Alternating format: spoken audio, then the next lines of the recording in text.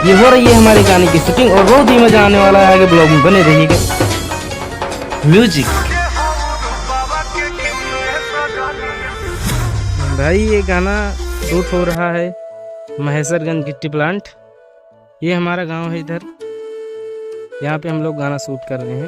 गाना काफी अच्छा है, आपको देखने को मिलेगा सुमित कट्टा ऑफिशियल पे, जो हमारी भोजपुरी में लिंक है, देख सकते हैं आप वहाँ से जाके।